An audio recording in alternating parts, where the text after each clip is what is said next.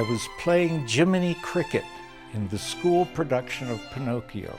And when I said my first speech, they applauded, and I was hooked. My expectation was modest. I expected to be the American Laurence Olivier.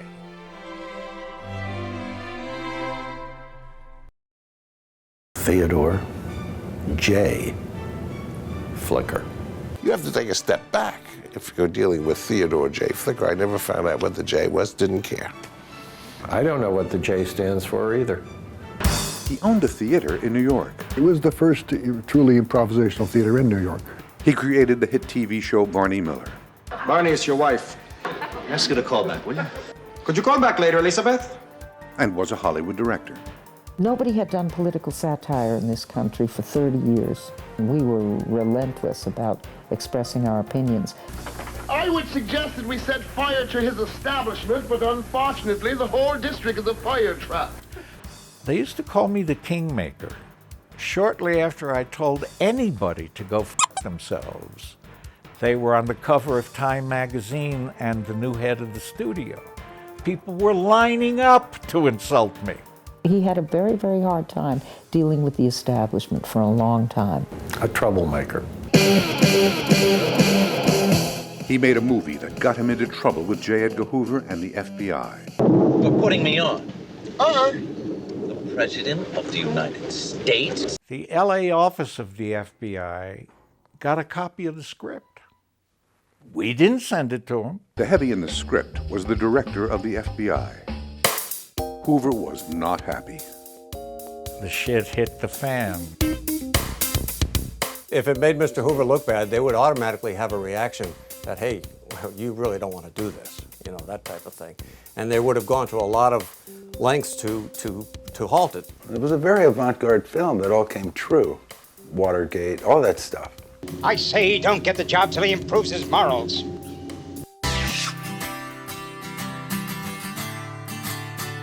I was at a party. Jimmy Coburn was there. And so he came over to me and said, "Hey, man, you got anything?" I said, "Yeah, I just finished a script." I said, "You want to read it?" He said, "I'll read it tomorrow. Send it over." And I sent it over, and he called me that afternoon. And he said, "Man, let's do it." James Coburn was a hot star in the 1960s. At that time, he had the power to get a movie made. Paramount Pictures wanted to break away from the traditional Hollywood-style movies. They reached out to young writers and directors who were in tune with the changing times. Hal Ashby, Roman Polanski, Haskell Wexler, Francis Ford Coppola, and Theodore J. Flicker all had innovative films green-lighted by the new Paramount. I remember a meeting with Ted Flicker in which I said, look, we all know satire doesn't work. When it was released, the film's reviews and box office were good. But a few weeks later, it suddenly disappeared from the theaters. Rather a complicated security problem. Flicker's film faded into obscurity, and he could not get work. Things got very tough. I lost my house. Satire is a dirty word. That's a four-letter word.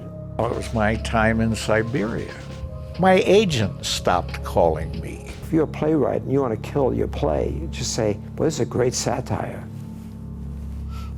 I picked on the wrong guy by accident, you know? It wasn't so much the loss of income that was killing Ted. It was the loss of the ability to keep on being creative that was really the toughest thing for him.